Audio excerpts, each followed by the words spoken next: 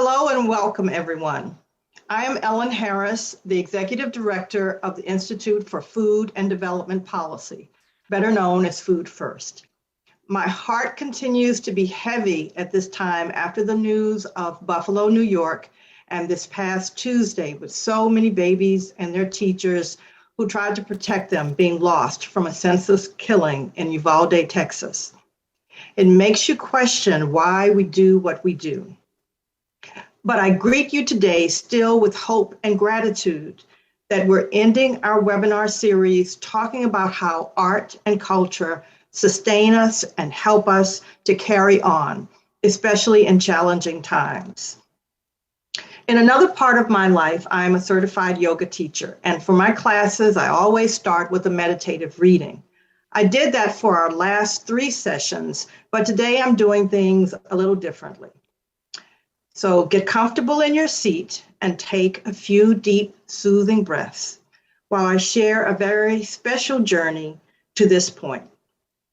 Again, today's panel is all about how art and culture sustains us and can be used to promote, encourage, and strengthen the food justice sovereignty space in BIPOC communities.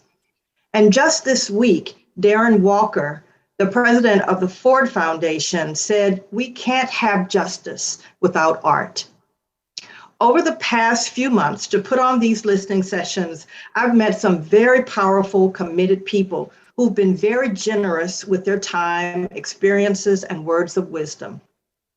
In an attempt to ensure as much as possible an inclusive BIPOC panel, I've essentially made cold calls and emails to people I didn't know, and they've graciously accepted invitations to participate. Today, we don't have a Native American panelist, but Eddie Johnson, the Special Projects Media Coordinator for the Choctaw Cultural Legacy in Choctaw, Mississippi, agreed to let me share this video, Life of a Choctaw Sharecropper, with you.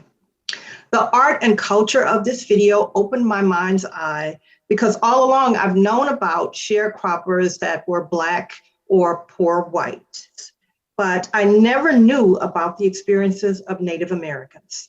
And that is the whole point of our session today, to see, listen, and listen about how art and culture sustain us, feed our spirits, and nurture the essence of our being to carry on.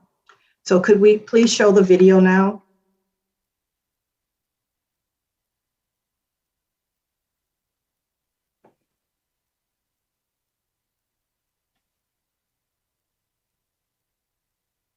From the late 19th century to the mid-20th century, a work system called sharecropping was practiced in the Deep South.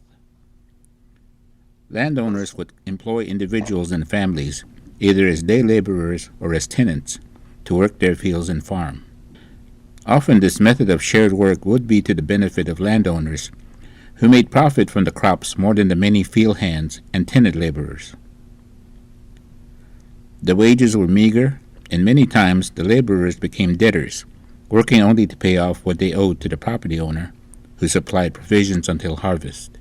Then debts were settled, and leaving very little for the laborers to live on. The system soon became a way of life for many Choctaw families. After the Treaty of Dancing Rabbit Creek, the treaty forced the majority of the Choctaws to move westward. The remnant that stayed chose to exercise a stipulation in the treaty that allowed them to have a plot of land and to become citizens to the state of Mississippi. But careless and oftentimes deceitful intentions on the part of the Indian agent charged to handle the land claims, and threats of violence by land squatters forced the Choctaws into unsuitable territory. These unlawful acts made the Choctaws a people with no land to call their own. This time period after the removal was a time of extreme poverty and struggle for the Mississippi Choctaws. Needing work to meet individual and family needs, many turned to sharecropping. The life of a sharecropper was hard, with long hours toiling in the hot sun, but the Choctaws endured to eke out a small living. Judy Isaac, Pearl River community resident, recalls how working in the fields helped to purchase clothing. Farming Namanukyu was somebody else at the like of Cardinal Lahu to the Manaholo Manana on Olin Tonsalet Lescole Mahma yo me onama Hegmata Delta Olescole got to Hegma Delta on Lema Matponola Amon Olema to Masmakos Happy Cloven is to Leo watch a school of Lefukatinkas Yama Olin Beach at my Lescole. School at the Stiang was a tagma, Falama do Leila, and the madam a school, a star of my school, let's call it. Landowners saw the work ethic and skill of the Choctaws and often sought them out for long-term work. Laline Favre of the Standing Pine community tells of her and her husband moving to the Delta to work. Namulo, Mr. Shah, ma, usapa, ununa nuktim, chito, istaya, to mago. Chatti kana kyo to guys, kanita to, ataximagita to lema, kanatuk chito. Himan, we had island panetayetana, ilana to mago. Tos may mina 15 years now. Anote usapa ikbima abla. Usapa hujito glibiato, glitak to litagailina. Not Falamat, we had to leave meeting was standing fine for the island. Sharecropping also had a hand in establishing a Choctaw community. Henning, Tennessee is home to a small group of Choctaws who migrated there. Hubert Bell, a native of Henning, explains how this community came to be. Here. I was probably the only Choctaw child here at that time. There was another family that was here, but the young man was a little older. They're Abel, Emma Anderson, and Leon Thomas was here first. Probably came in 1951 is what I understood. And what has happened with that was that the landowner liked the work that Mr. Anderson and his family were doing, and asked him if he had any relatives that would like to move here, and if they would, Mr. Abel, and the landowner would take the truck there and bring them back over here. So that's how we wind up over here. And consequently, as the farming season started, they made a trip to Mississippi quite a few times, because when my grandmother and them moved here, she talked to her children to move here as well. So we had my grandmother's children, sons particularly, moved here to do farm work, sharecropping, all that stuff to go with it. So we had abundance of family just in the right, almost together, you know. Many times the landowner would hold a debt over a sharecropper for continued service. Sekali kia aputa icha nak staponta dogma nana ubanna dogma ugulisi kuma sekali aputa chafoka keno step father mat truck imeshito GMC truck imeshito ko ikane kuma 45 years on that to sekali gisi truck mako inchilo home father. The time of sharecropping were demanding years for the Choctaws. But despite this, the Choctaws continued on as a tribe.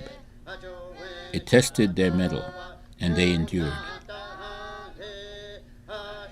To live through the hard times of the past stands as a testament to the success and progress of the Choctaw tribe today.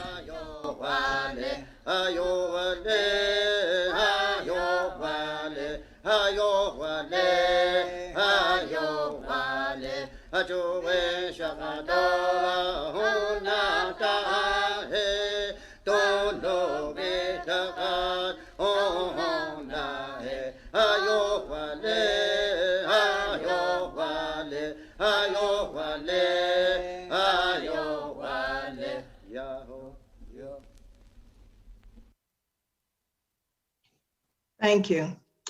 Now take one more deep, soothing breath And let's segue to our fourth and final Rise Up, Scale Up Food First Listening Lab panel. Historically, Food First has used analysis and educational resources informed by its vast network of activist researchers to support communities and social movements. As Food First transitions to a more BIPOC-led Think and Do organization, we've convened this four-part webinar panel series to listen and learn more about existing BIPOC-led boots on the ground food justice sovereignty work. We want to be part of the efforts to amplify those voices that take an assets-based rather than deficit-based approach and identify best practices, gaps, and opportunities to sustain and strengthen local regional food systems. Lastly, we are looking to these conversations to serve as a foundation for the development and implementation of a reconstituted fellows program. More on that later. During our first panel on April 22nd, we heard from representatives from community-based member organizations. Our second panel on April 29th spoke from a research and academic perspective. And on May 12th, the third panel focused on philanthropic and civic perspectives. Now, without further delay, please let me introduce the moderator for today's panel, highlighting art and culture perspectives, live and in living color, Dr. E. Gaynell Sherrod. Dr. Sherrod is a Fulbright Hays Scholar in dance research, steeped in dance and music derived from African American vernacular and the African diaspora. From 2001 to 2003, she was the director of dance education for New York City Public Schools. Most notably, she co-founded and directed the New York City Department of Education Dance Institute, based on the Katherine Dunham model, for which she was awarded a Dana Foundation grant. Dr. Sherrod taught at New Jersey City University, New York University, and Florida A&M University. In 2014, she joined the faculty at Virginia Commonwealth University as chair of the Department of Dance and Choreography. Currently, she is a professor in dance at VCU and served as the interim executive director of Philadanco, a dance organization in Philadelphia from 2019 to 2020. Lastly, she is an author of the book, Katherine Dunham and the Dance Griots, Reading the Invisible Script. Please welcome Gaynell.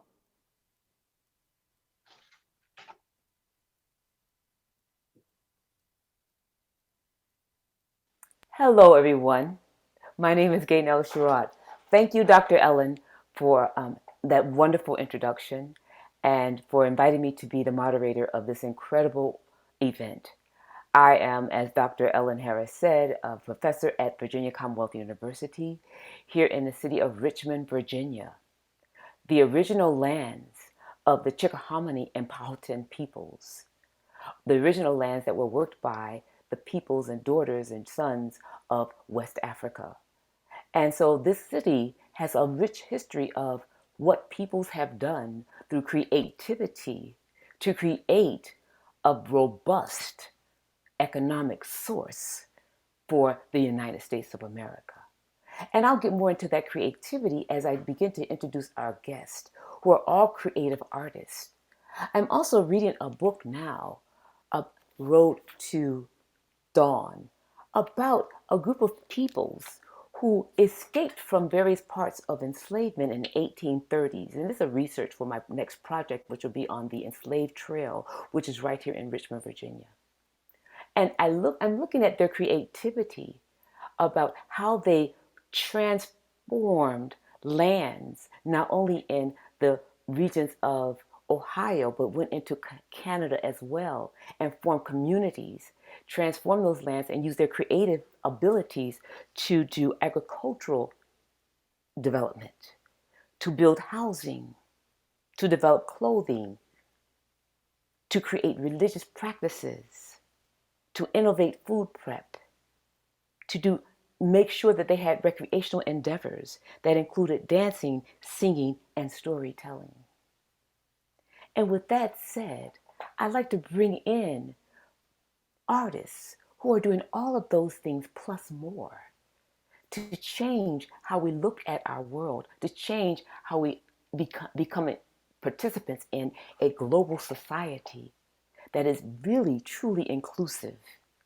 And now let me bring in these incredible panelists that will join me for the next hour or so as we talk about how art and culture are important components of social justice, social change, transformative action. Let me bring in our panelists, please. Can the panelists come? Thank you. Welcome, welcome, welcome. I will do a brief introduction, and then I hopefully we'll have a minute or so you can say a thing about yourself as well before we go into our first presentation by the wonderful Kianga Janika. So I have to my right, Kianga Janika was an artist. Kianga is an artist of crafts and materials, makes dolls, quilts, mixed media, from Baltimore, Maryland. I'll say a little bit more about Kianga Janika in a moment. Then we have Laura Ortiz. Laura Ortiz is an artist and illustrator, and also is from Bogota, Colombia. Also does drawing, painting, and uses the various kinds of imagery to talk about the traditions in that community. We also have Shaka Jamal from the Oakland, California community. Shaka Jamal is a creator of all many things, an artist, a filmmaker, a musician, a restorative practice of yoga practitioner. And so we have this kind of really round and robust array of artists who are really here to inspire, teach, show, talk, discuss, and engage us in these particular topics. Do we have a minute or so for each of you to say a word? I can start with Kianga Janika, please. Just a minute or so. Say hello. Hey, greetings from South Florida. I'm Baltimore born, but I've lived here in South Florida for the last 30 years. It's sunny and bright, and I'd like to send that love and light to everyone here today. Thank you. And we're going to go to Laura. Laura, would you like to say hello, please? A quick greetings.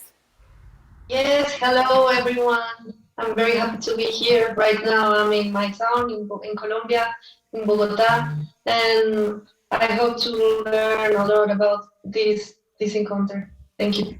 Thank you. And last but certainly not least, Shaka Jamal. Please greet the audience, please. Thank you. Peace, everybody. I hope all is gold. Just happy to be here with you all and happy to be here and learn. Thank you. Thank you so much. And without further ado, I'm going to bring in our first speaker. I'll let the other presenters go away for a moment and they'll get themselves prepared to do their own presentation. But I'd like to turn it over to Kianga Janika to do a presentation, to tell us about all of the wonderful work that they do, and to just bring us into this conversation in a much more deeper way. Kianga Janika. All right. Greetings, everyone. I think I can give a little more information about me through a little video that was put together for me called I Speak with Cloth. So I'm just going to ask them to play that now, and then I'll talk a little more after you've gotten to see my work and see what guides me and what inspires me. I'm Kianga Janaki, and I am a fiber artist.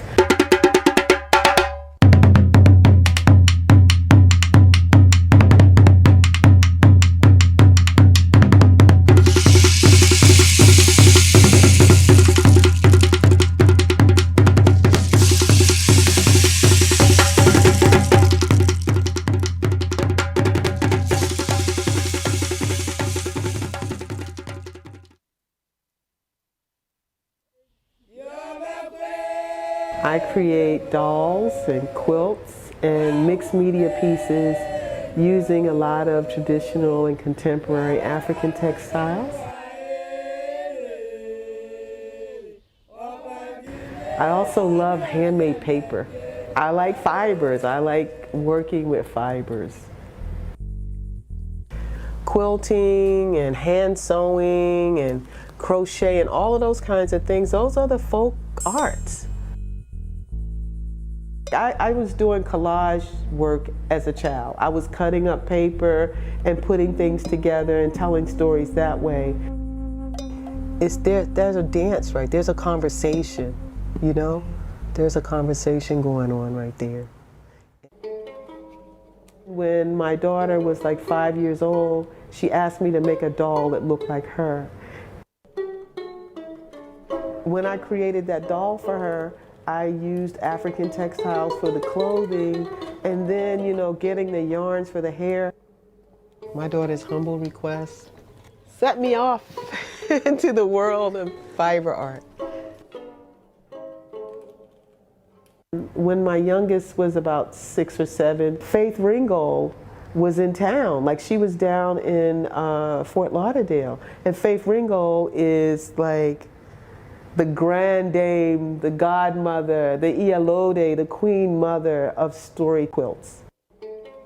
So Elijah and I drove down, you know, I told him, I said, baby, you're not going to school today. Seeing that she could use that medium to tell stories ignited the desire in me to use quilting to tell stories as well. To still be able to use cloth and tell a story even deeper than what I could tell with a doll.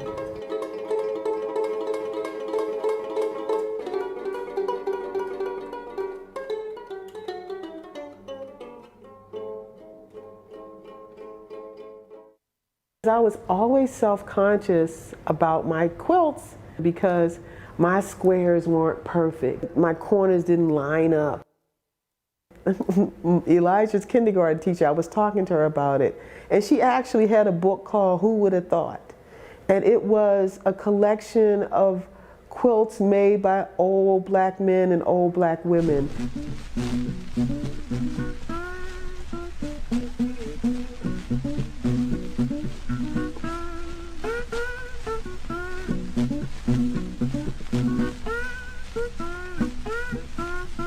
And it was like the lines didn't line up. Most of their pieces were just strips of fabric that they'd sewn together. I realized that I needed to free myself because it wasn't about whether or not this corner lined up with that corner. It was about the fact that I was telling you a story. And the story needed what I was expressing, how I was expressing it. Because when I looked at the quilts of those elders, that's how I felt. I saw the beauty of what they were doing, and that's what stayed with me, and that's what I connected to, you know, with my work. So it freed me, you know, it really freed me. We're helping our history to be honored, and us to be honored. When we are able to tell our own stories, our voices are in the world. Artists like myself and showing their work all over the world and telling the same kinds of stories, but they're doing it with a quilt. Their brush, so to speak, is a sewing machine or a needle and a thread. Until recently, you know, those art forms didn't have the same respect as, say, a painting. I put the same amount of love and attention and focus into my work as someone who's painting or someone who's drawing, you know? I don't see, because of the materials that I'm choosing, because I'm not using oil paints and I'm using textiles, that my work is any less valuable because of that.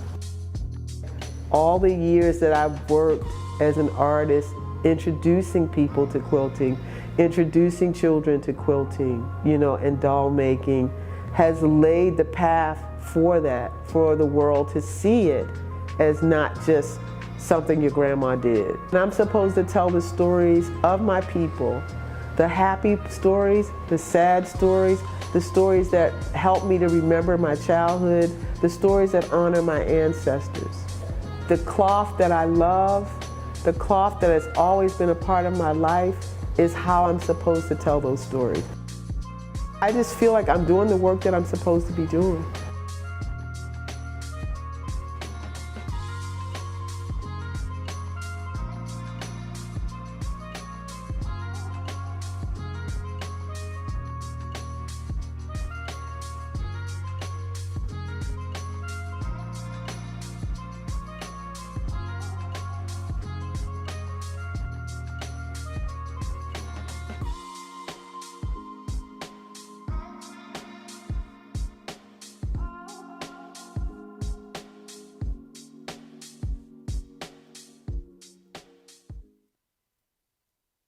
So thank you. Thank you. So you guys now have an idea.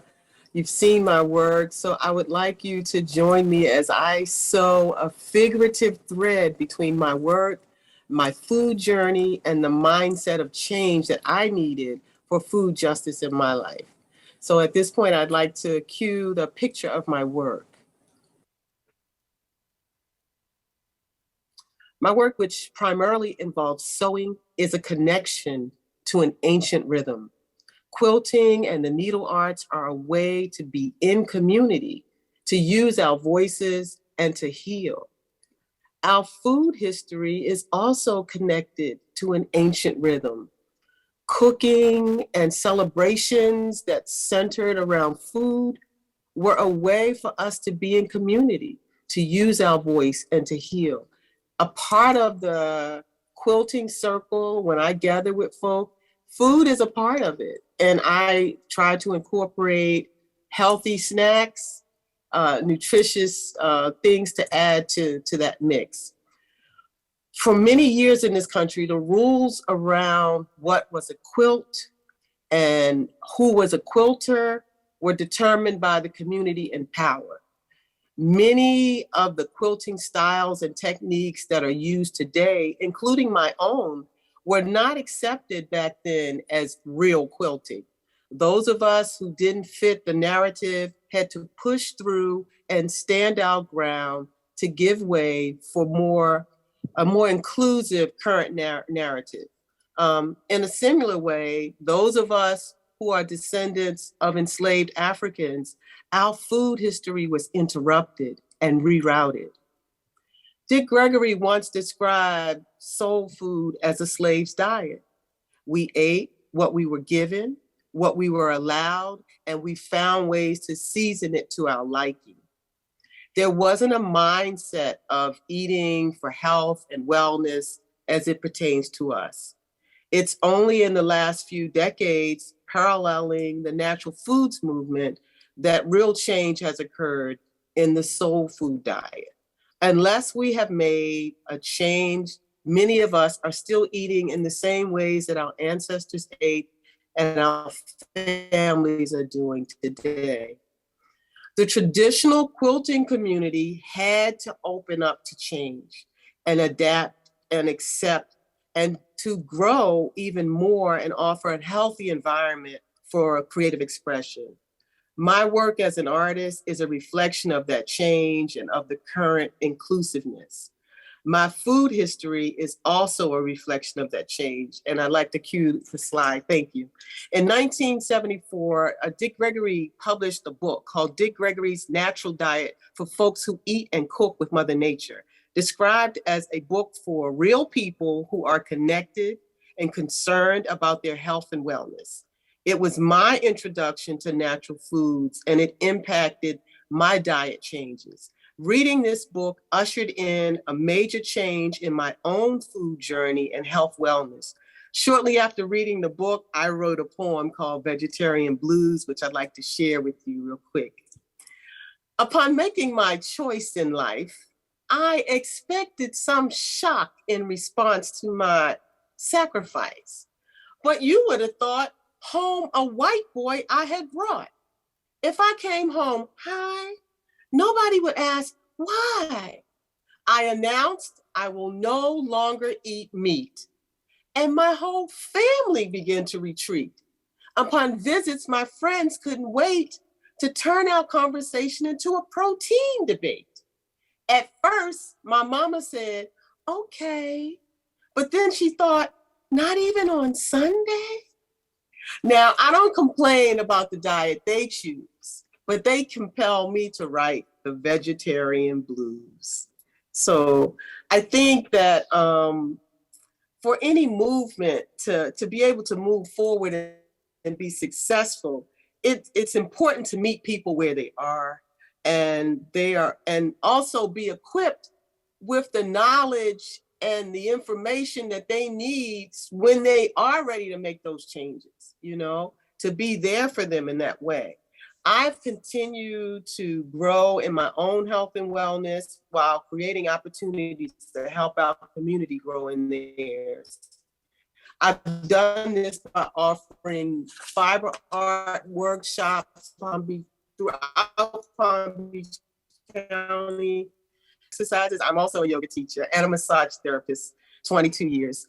Breathing exercises, mindfulness meditations, and plant-based refreshments. Along with my vegetable garden, I maintain a sunflower garden during the pandemic. And I like to cue my sunflower picture. When people will purchase artwork from me during this time, when I had my garden up, my sunflower garden up, I have a regular garden too. I would mail them sunflower seeds with whatever they purchase from me from my website that has all my artwork to encourage them to grow their own food. Also, the sunflowers were a good place for me to go and reflect and reconnect.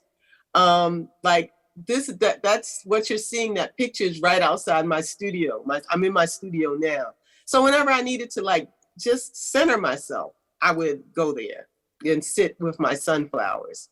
So I hope my presentation has offered you insight into my own creative and food journey as well. And if we still have a little bit of time, I have like a 1 minute mindfulness reflection video that I did that I was sharing with,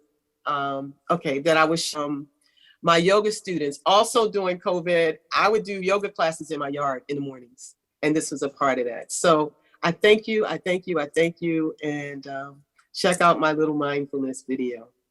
Thanks. Mindfulness takes many paths. For me, one of the things that I've enjoyed about this time on pause is paying more attention to my surroundings. You know, like what's in my yard. I'm doing a yoga class, so I started noticing the birds coming into the yard. So I started buying bird seed to feed them. And I set up this little old table in my big old yard, and I watched them coming in to eat, you know, the cardinals and the blue jays. And there's this cute little old bird. His tail looks like mudcloth print. And he makes this amazing sound, you know. They visit my yoga class in the morning. So it's just wonderful, you know, to just sit here and pay attention to them. So mindfulness it's being aware of your surroundings and experiencing it to the fullest, you know, taking the time to experience the now fully. Namaste. Thank you. And at this time, I'd like to turn it back over to Dr. Sherrod. Thank you. Thank you, Kanika Janiki. That was wonderful. That was wonderful. I feel so refreshed. I'd like to also remind the audience, our viewers, to hold on to your questions, your reflections, or drop them in the chat. And we will have a time to really engage in discussion with our artists, our presenters, at the end of all of the presentations. So with that said, I'd like to also just say a little, Chianga just reminded me of the idea of this kind of environmental resourcefulness and consciousness that happened in this way of using scraps, the scraps of food, which that African-derived or African ancestral people did. And now we create a whole new cuisine. Using the scraps of cloth and materials for warmth, quilts came out of that. So all of this creativity was about this resourcefulness, this innovation, but it was also environmentally consciousness as well. Don't throw anything away because we could not afford to do so. And so we're going back to that way of living. And I really appreciate that. I really appreciate these artists showing us how that is really is something that we can look at and embrace now in a time when we really need to look at sustainability, transformative action, and change. And with that said, I'd like to bring in our next artist to do a presentation, please, and to talk about what they do. Would Laura Ortiz please join us and tell us all about your work and show us your work? Thank you. Thank you, Dr. Sherrod. Okay, well, I want to first speak a little bit about myself, about the place where I come from. Well, as we told you before, I'm an artist and illustrator from Bogota, Colombia. And I think what inspires my work mainly is the territory. I grew up in this big city, which is Bogota, and we don't easily get so in touch with traditions. And my mother, in this case, was a big connection for me in that way because she cooks deliciously, and that's the way I started to connect with traditions through the food. And this became to be very, very important for my work and for my illustration work, first of all. So that's like my background. I studied graphic design at university. Then I started as an illustrator to make some drawings. But then I was a little bit, I don't know, this question started to be very present in my life, which was that I couldn't show my work to everyone I wanted, or to maybe support communities the way I wanted, because most of my illustration work was on books or just in digital platforms. And then I came across street art, and we can see the next slide, please, which is a little bit of that work in street art. And I got in touch with this through visiting the territories. I started to travel to get some opportunities to support the local communities inside of my country. And that's when I knew that that was what I was looking, that I couldn't explore as an illustrator, because muralism and street art, it's something that you just come across to it in the streets. You don't have to really search for it. And then I started to connect with people, and through some works I got to know many communities that were looking for this, for a way to call people and help representing the territories and the things that happen on them. And this interest in food and in the local food, of course, started to grow, and that's what I started to represent.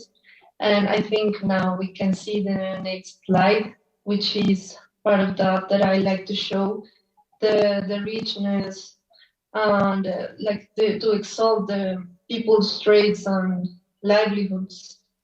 That's something very, very important, because in my country, in the rural areas, people is suffering a lot of injustice. It's not fair with them what is happening, what local government gives them. They don't have enough attention on I think one of the most important parts of our traditions. So me and many other artists like to portray this. We think is something very, very important to do right now. Can we see the next slide? Well, I'm going a little bit faster because I think I have many, many images, but well, I don't want to just lose something. Well, in my experience, communities have rich traditions around food and territories. This is starting to get lost for many reasons, as I told you before. And local traditions that are healthy and help ecosystems cannot get lost. I mean, they're very important. So I found through the observation of the territories and the communities a way to express how important is this, and is the fact that the food is the territory, is part of the ecosystem. And we have to understand it. It's not separated, it's just one thing. So that's when I found this way to maybe draw some kind of landscapes that also are the kitchens, because it is very, very important. It's like the heart of it. And I also want to talk about some experience that I had working. One of them was in Guapi, which is a place in the Pacific coast of Colombia that has been very forgotten by the government. And they have this big and rich tradition around food. They eat the local fish. They use the plants that grow on this place that are unique to give the flavor in food, for example.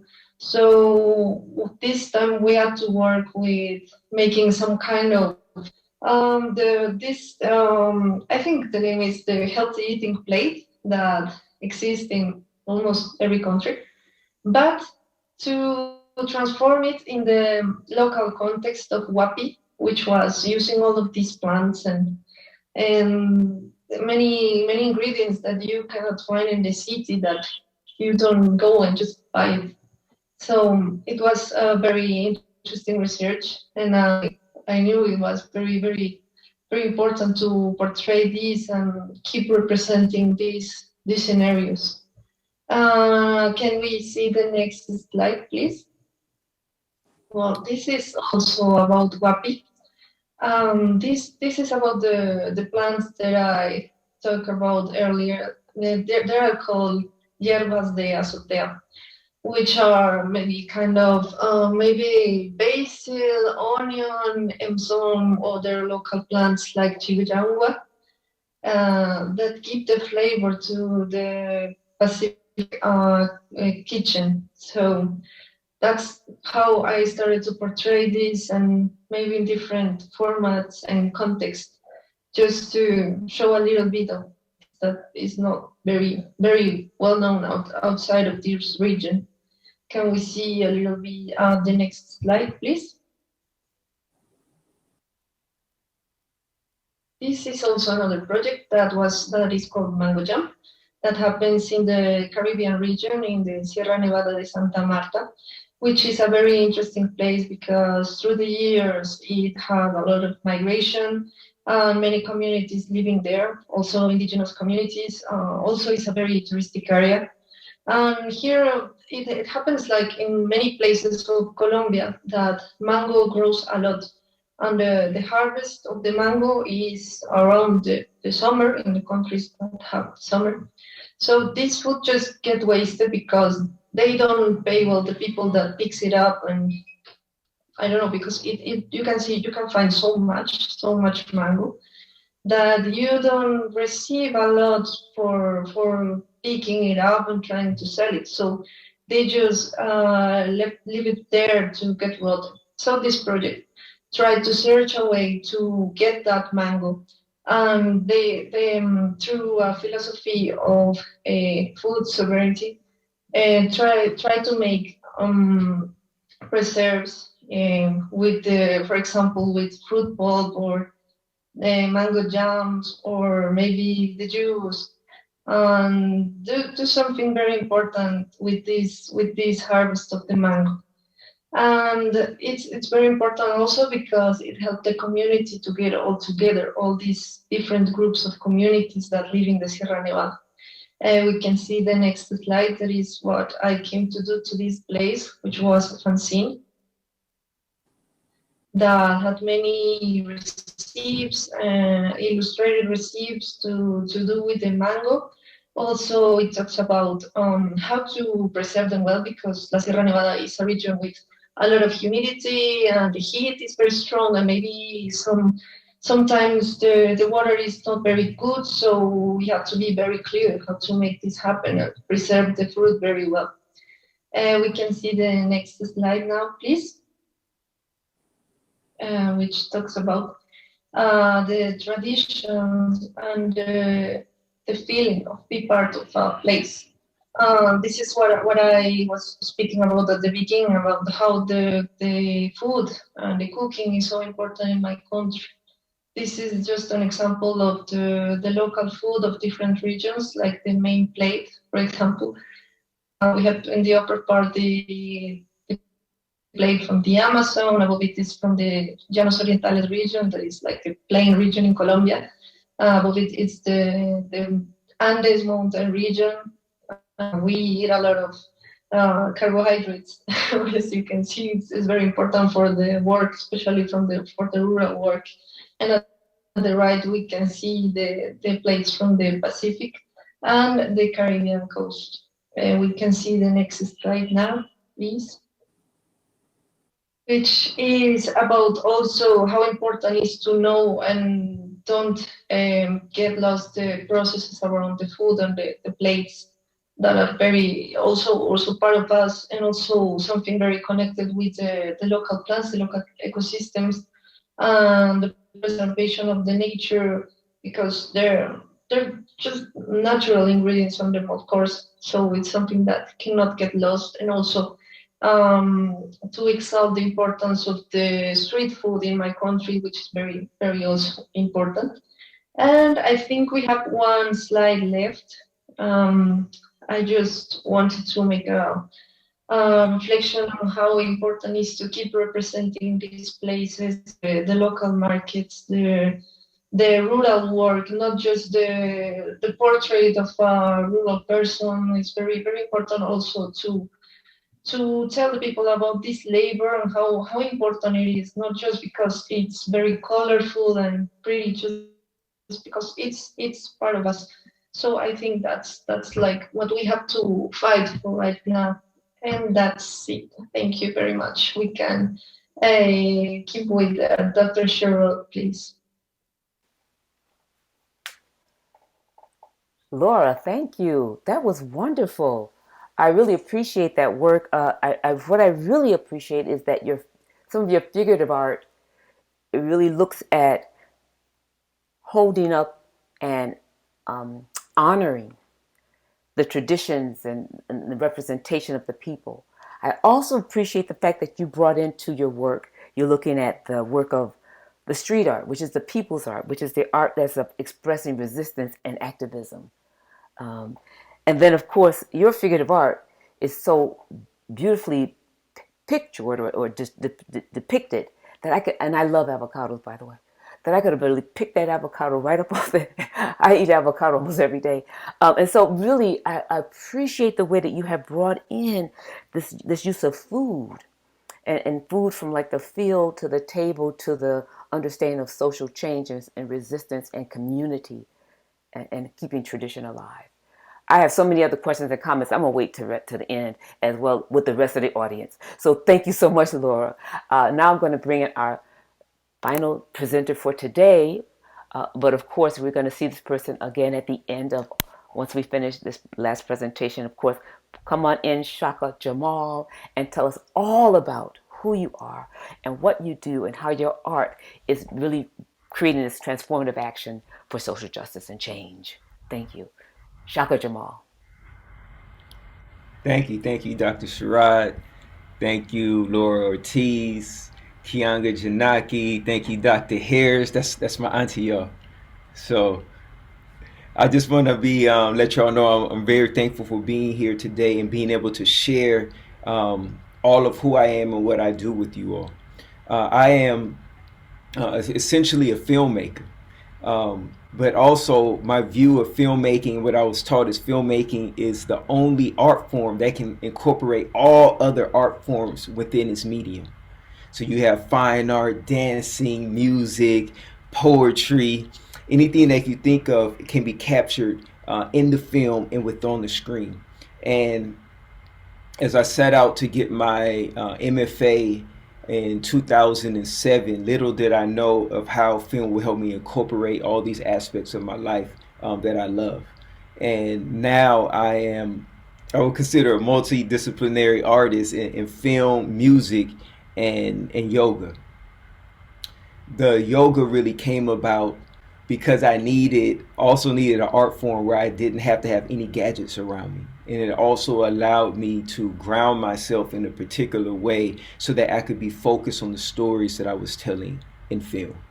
And I believe that my job as a filmmaker, especially as a documentary filmmaker, is to reflect the truth of what is presented in front of me. And not only reflect that truth, but translate it and interpret it in a way from my own centeredness it and grounding it so that it makes the greatest impact to those who see that image, those moving images on the screen, and be able to take that story and the influence to that story back to where they are, share with their friends, share with their family, and then hopefully create a groundswell so that we can continue to do the good work that we do. Can you all see me? My screen is frozen. Okay. Okay. Well, I grew up having an old school camcorder in the house and a camera, a photography camera, and I traveled throughout South Africa in the Peace Corps, taking all type of pictures and video. But it wasn't until I returned in 2002 that the light switch really come on to really figure out what I was going to do. I was in an open mic spot, and a former Black Panther member, Sister Tarita, came up on the mic and said, if you want to learn how to edit film for free, come holler at me afterwards. I said, oh, she talking to me. So, and she's a powerful poet, y'all. She had just got up on there, rocked the mic, a bunch of other people. So I go and talk to her. And I let her know that I wanted to take the class. This class was in what we call the bottoms, or the lower bottoms of West Oakland. It was on like 9th, 10th, and Peralta, the place called the Prescott Joseph Center. And they had a program there called Dusty, Digital Underground Storytelling for Youth. And I was still somewhat of a young adult then. And I came in and I brought all of my experiences there. And I made my first video with incorporating music and some poetry and writing and my photography and a little bit of video. And then it clicked. Because being in that process, I was able to take everything what I had and distill it into a story that I could share with other people. And from that moment on, my film career started to grow. I made my first connections to other artists in South Africa, where I filmed my first few music videos and worked on my first documentaries of my career. And little did I know it would return me back to West Oakland with this film piece that I'm going to show to you all. You see, in terms of how impactful this is, West Oakland was the first place that Black people were allowed to live in Oakland. This was a red-lined area. People from the South came all the way through. A lot of people from Louisiana, from Texas, Arkansas, came through Los Angeles up to Oakland to work in the shipyards. All right, a lot of them worked as Pullman porters on the trains, and they were not allowed to live in any other area. So at one point, they were definitely isolated. It was a lot of economic oppression, brutality from the police and the government, but it also created this area where people know they could depend on each other, right? There were many Black businesses that began to flourish. The art scene began to flourish. It was known, along with Fillmore in San Francisco, as the Harlem of the West, where jazz artists and blues artists would come and be able to play. And then when the people would get off the shipyards and come off the trains, they would have a place to be entertained and a place to be fed with the good soul food and everything. But also came eminent domain, where in this particular corridor of Black innovation, they built a train, what we call the BART train, Bay Area Rapid Transit, that would go underneath the bay into San Francisco. So many homes and businesses were destroyed in the building of that train. The largest post office in Oakland was also built in the area.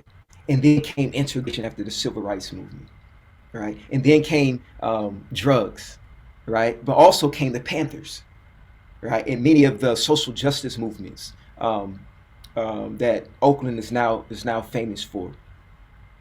But then also came Iran-Contra and the flooding of crack cocaine into the communities. So in this part of Oakland, you have this balance of innovation.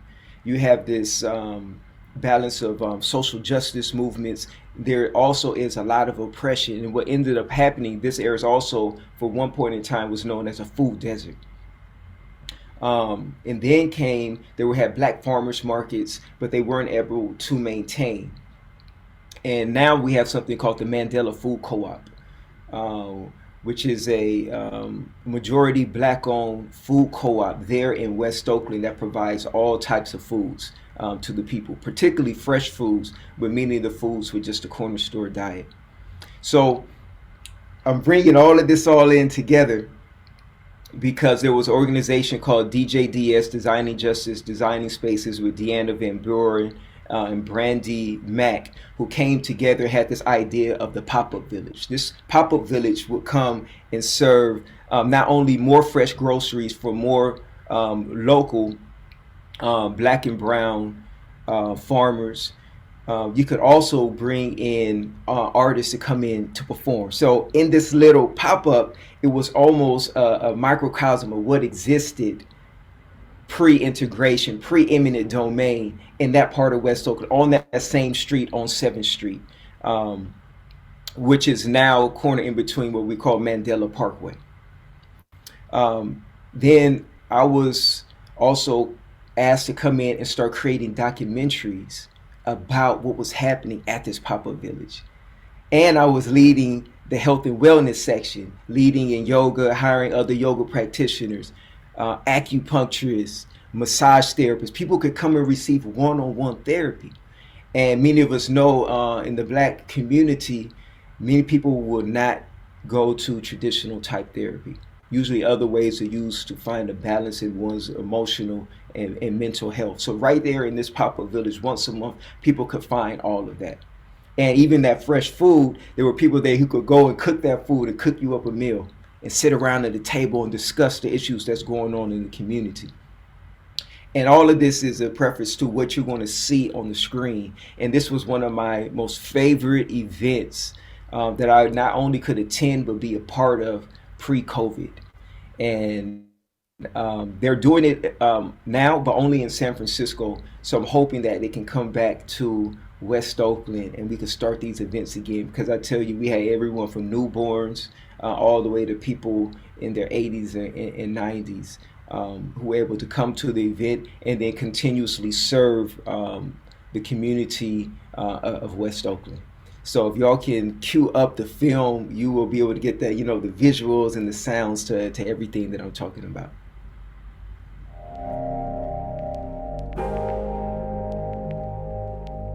Call your cousins and them, because we welcome all to pop up with us and provide resources in our village.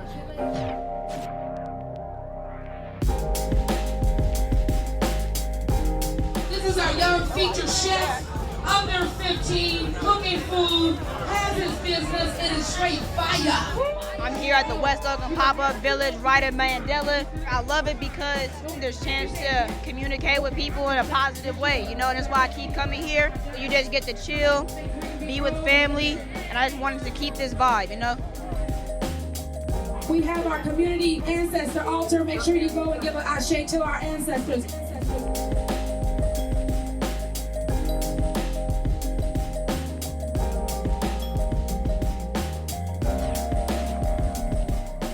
There's a lot of opportunities to get healing services. Our community really needs to see more things and create more spaces that bring healing and affirm the positive and the joy that we have amongst people instead of all the negative things that are happening in our own interpersonal lives and in our community.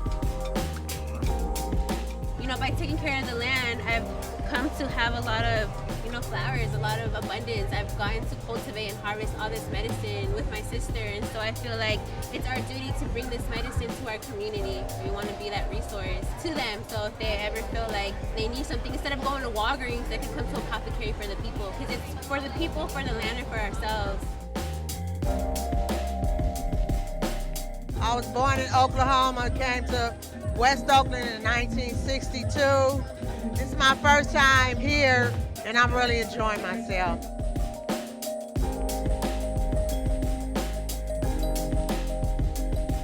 My favorite part of the pop-up is the reptiles.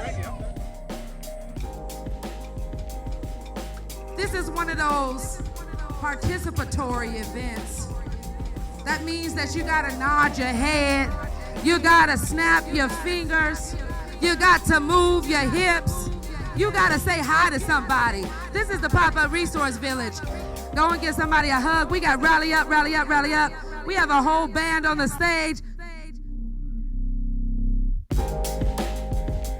This design was created by the people for the people, and the only way that it can be activated is by the people.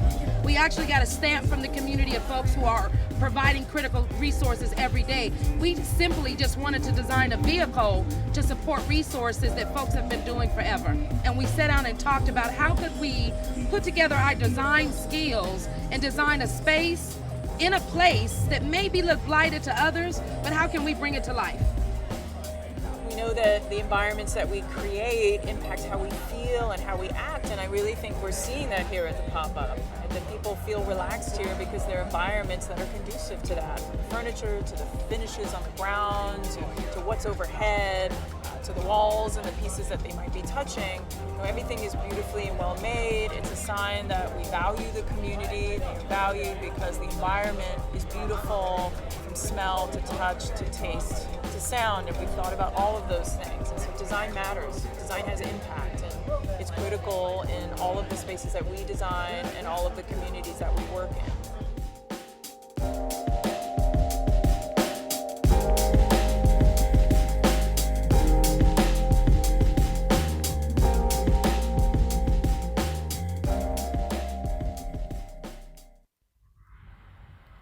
Yes, and there we have there the pop-up village. And every time I see this now, especially post-COVID, it just gets to me just knowing that's just a beautiful space that people could come to after they got off of work on Friday. They could just sit their kids down in the play area and just be able to relax, eat good food, and hear good sounds. But also, if someone said, "Hey, I want to be a part of this," all they need to do is talk to somebody. And the first day you might see them just walking through, and the next time we have a pop up, they have their own booth. So it's also this opportunity for people to exercise their own freedom and also their own sovereignty and expressing themselves and sharing what they have to their community. So that is the gist of what the Pop-Up Village is about and how I was introduced to it, and I believe also kind of groomed in the space that Oakland is to be able to do this type of work. So thank you all.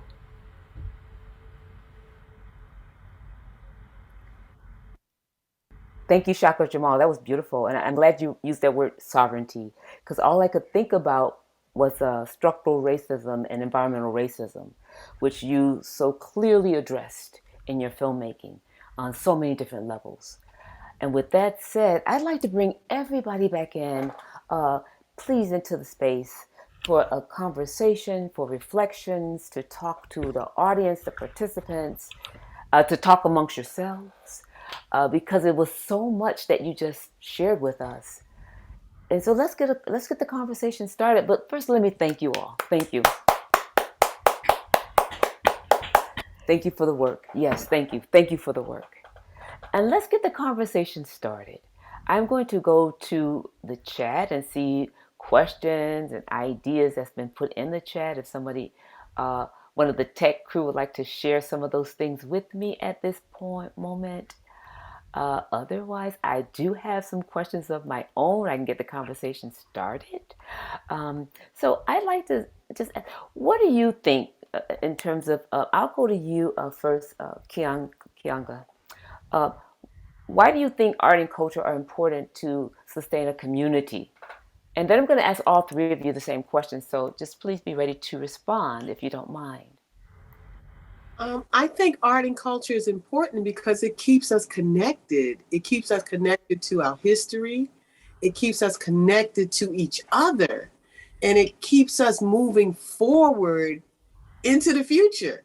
Like culture is so important. And the opportunities to express culture, to create culture, to be in connection with each other, that is so affirming, That's what I think. Laura, would you like to please tell us about why you think what your reflections are on that same question? art and culture and the sustainability of community?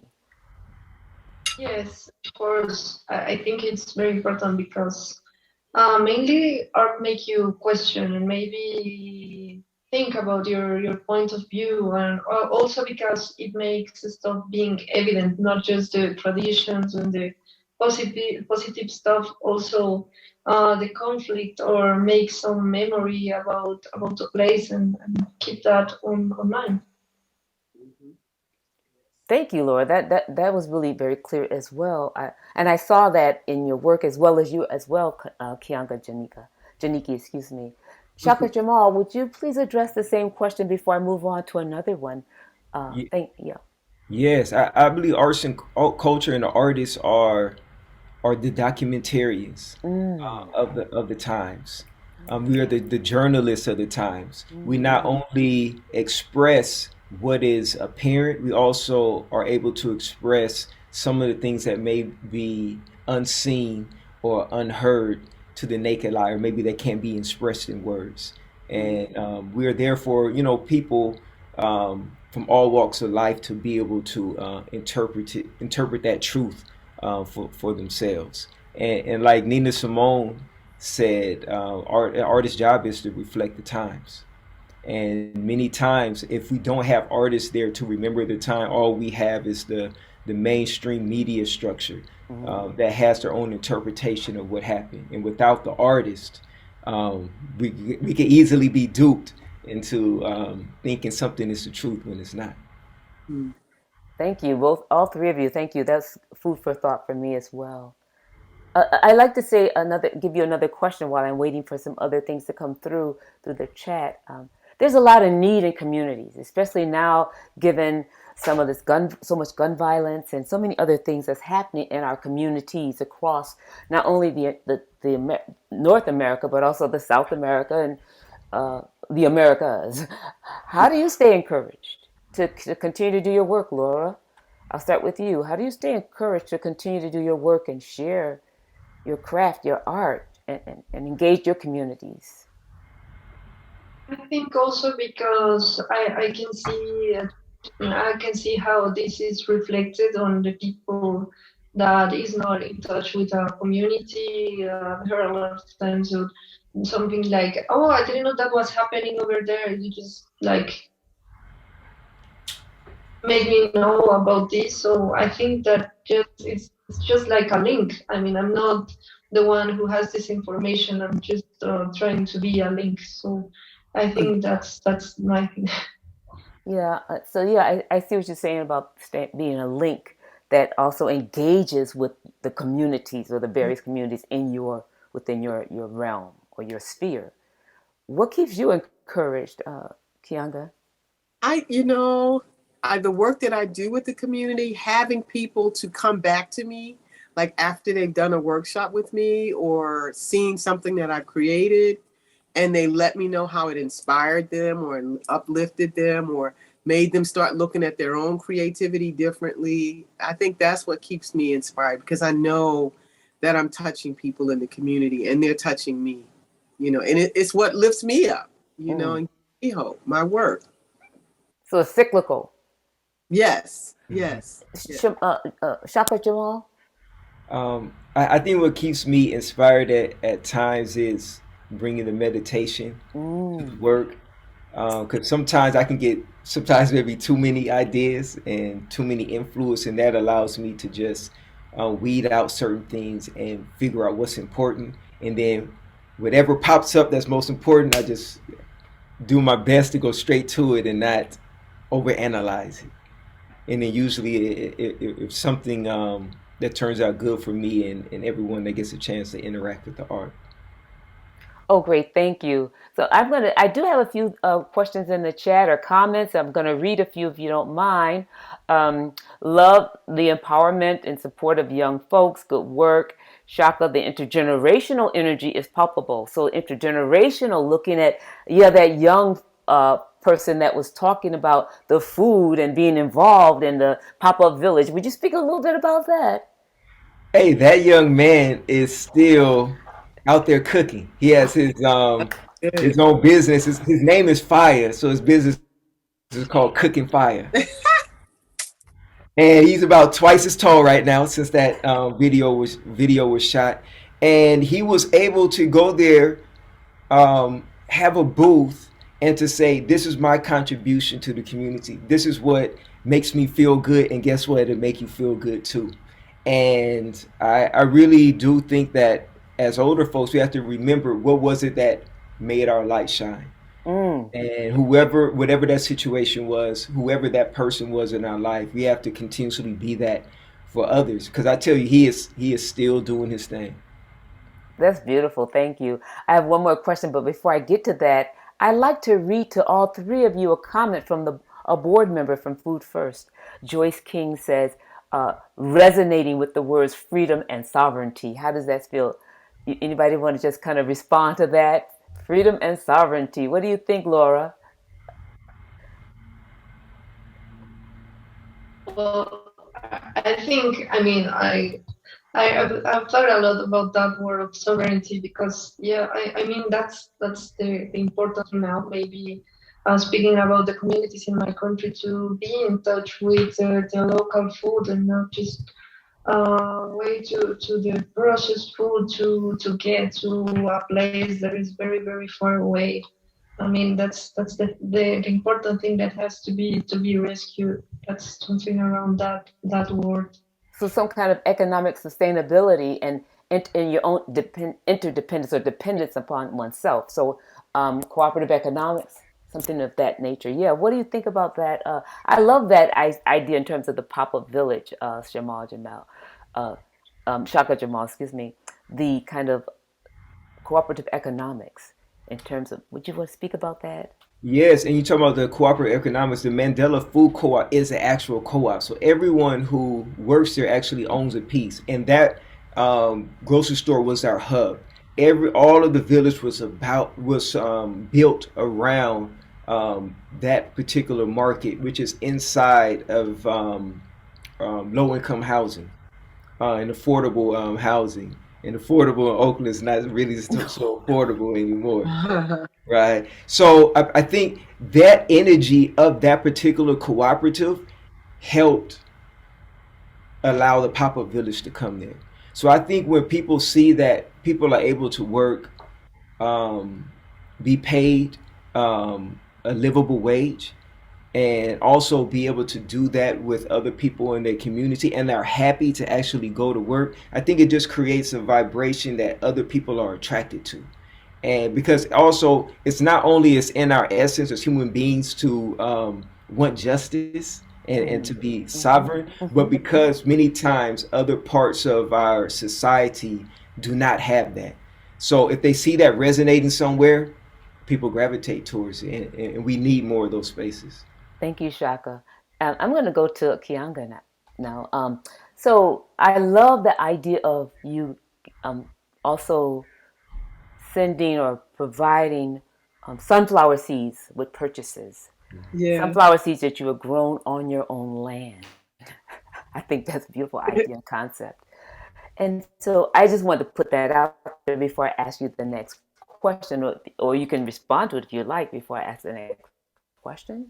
You know, it was a beautiful experience. A few of the people, I didn't tell them that I was sending sunflowers with their order, but when they got them, they planted them and they actually sent me pictures of their sunflowers growing. You know, one of the things before COVID, I had a garden, but it had kind of died down. And then, like once we started going through the great time out in 2020, we set up our garden, and it was like right now, it's nice that I can go and I can just get tomatoes from my garden. I got basil, all of my herbs I can get from my garden.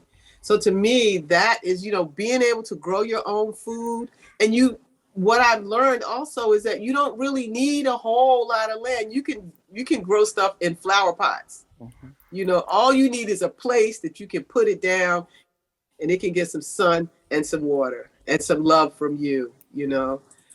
So what Shaka was talking about there with the pop-up, there are a lot of green markets down here. There are a lot of, we have a health and wellness market where everybody in the market is like selling soaps or scrubs and oils and things like that. Yes. You know, so that is where we are, and I think that's the future.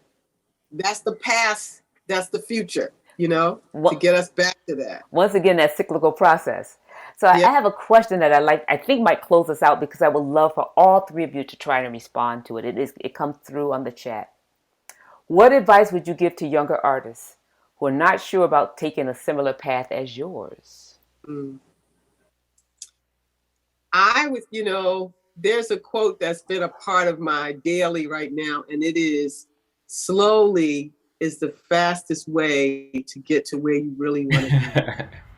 And I would tell a young artist to just take your time and move forward with your love of your craft. Get better at it. Don't let anything stop you from it. Keep moving forward. Trust that that's what you should be doing. You know, believe in yourself, and that will be reflected in the people around you. But be patient also. That's right. You can go next, Laura, or Shaka Jamal. I'll take Laura. Laura, what advice would you give to a younger artist? And they might not want to go on the same path that you want, but they're an artist nonetheless. Yeah, well, I think maybe in some occasions, people come to me and ask me something like this, but they're very worried about the technical part. I mean, how to paint something properly. Maybe we just a little bit obsessed with that. Maybe the realism and something that has to look good. I think on one side is I mean, it's better how to do it better and try to reflect on what can you give, or what can you make the people think about it. And also you have the opportunity, you don't have a style, so you can start and just make your own experimentation and find it. So make that contribution. If you have that passion for it, how can you make a contribution if you want to do the art? Yeah, that's good. Very good, very good. I think I remember that and tell my students as well at VCU. Appreciate it. Shaka Jamal, give me some more words of wisdom to take back to VCU, if you don't mind. I completely agree with both. Like, take your time, be dedicated to your craft. Think about what your contribution is, and during that process, develop your style. And I'll also add to that: surround yourself with people that you admire.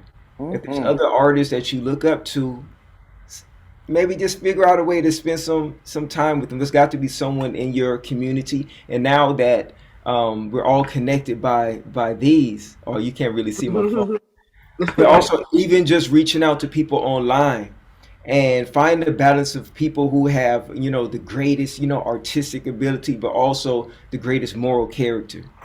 Because our integrity as artists is just important as what we're creating. Because it all leaves an imprint. And we don't want anything to get in the way of the message that we want to send out to the world. And don't be afraid of mistakes. Yeah. Forgive yourself, do your best to forgive others, and just, stay on that road. Thank you for sharing that about the mistakes, because I learned most of my best lessons from my mistakes. Absolutely. Anybody want to speak about? Yes. That's true. Success doesn't teach us anything. It's to think about failures or what we think are failures that really, that's how you know, oh, I don't do it like that. As a quilter, this is my best friend, a seam ripper. Take stuff out. You can take it out. You can start over. It's okay. It's okay. Yeah. I appreciate that. Kianga. Thank you. And I would like to just allow each of you, just take a moment to think about this question. And you're going to get a last word in here now. What message would you like to leave for the audience? I'll give you like 30 seconds. And I want to sign. I'll just let someone go first. But we'd love to hear that message from all three of you. I would like to say, especially I think for performing artists, but I think for artists in general, this has been a time where we've been able to kind of incubate ourselves, but also there's been, because of COVID, very limited opportunity to share what we have. So I would say if people out there are listening, see what maybe you could come together to put on events for artists that you love. How can you support the artists that's in your local communities? How can you create events where these artists can shine, where it's just not transactional, where you all can actually share with the artist can share with you. Even if you're inviting folks over to your house, it doesn't have to be anything super as big as the pop-up. It could just be a gathering in your living room with your good friends and good art, and see what comes about from that. I'm glad you shared that last point, because I was going to say, what if they say I have no resources? But you just answered that question. Hey, sometimes the artist just wants a good meal and good conversation, and it doesn't always have to be about what might be industry standard. Thank you. Who would like to leave some final words to our audience? Who's next? Laura, come on and tell us. Give us some of your some final thoughts. Dr. Sharon, please, can you repeat the question? Sure. Sure. I gave you a moment to think about it, and you could just speak from your heart. What final words would you like to leave this incredible audience that have been witnessing this presentation and being with us for the past 2 hours? Yeah, I think then I heard it well, because my screen just stopped for a moment. Oh, I'm sorry about that. Yeah, I was thinking on a phrase that somebody gave to me, told me when I was working with this Mango Jam project. It was something like, knowledge sometimes enters through the palate, I think, the paladar. And I think it's just keep yourself inspired. Thank you. That's beautiful. Kianga, Janiki. Always be kind, gentle, loving, and forgiving to yourself. And if you can be that way with yourself, then you can send that out into our community, and you can carry that through your family. We all need that. We all need to be reminded. We are worthy, we are enough, and we are loved. Thank you. Those are all powerful words. Thank you. And I see that in all of your work. I see that in everything that you've shared with us. I'd like to thank you all once again for joining us and bringing to us those things that is most important to you outside of your family and your loved ones, which is your art. And sharing that sometimes that can be a very vulnerable space for artists, is to really open up and share what they do to the world in so many ways and in different kind of venues. We have our own communities that we try to change and be very responsible to, but sometimes being on a larger platform, we like to shy away from. But I think you all just jump right in here and jump right out there, and hopefully this will open up even larger venues for you. Keep doing the work. Keep doing the work. Keep doing the work. Thank you. Thank you. Thank you.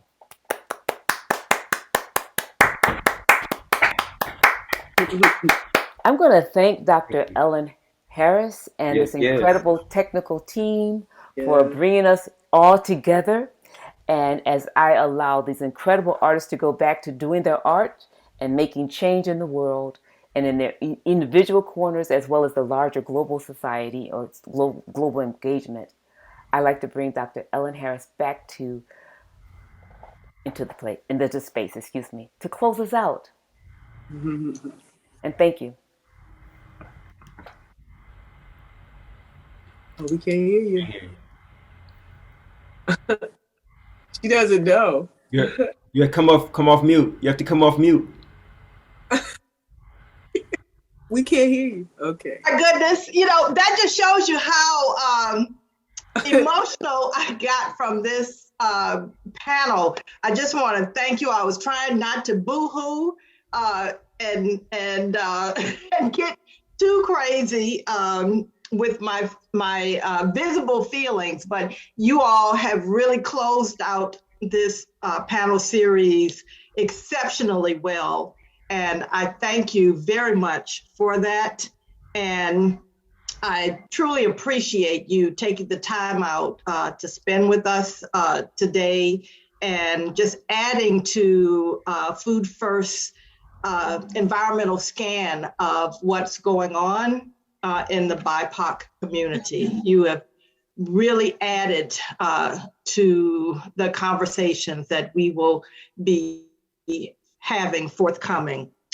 I'm also thankful that your conversation and those from the last three panels will add to how we're going to implement the new fellows program that we're about to launch. The application process is going on now. It started on May 1st and it'll end June 30th. And we hope to be able to announce up to 3 fellows in August. And for anyone out in the audience who is interested or knows someone who might be interested in applying, you can find information on our website, foodfirst.org. And I want to make final note of a huge thank you to the Special Gatherings crew, Danny, Grace, Lisa, Kara, and Wallace. I truly appreciate. I could not have done this without you, and thank you very much. And with that, I want to say take care, everyone, and enjoy the rest of your day.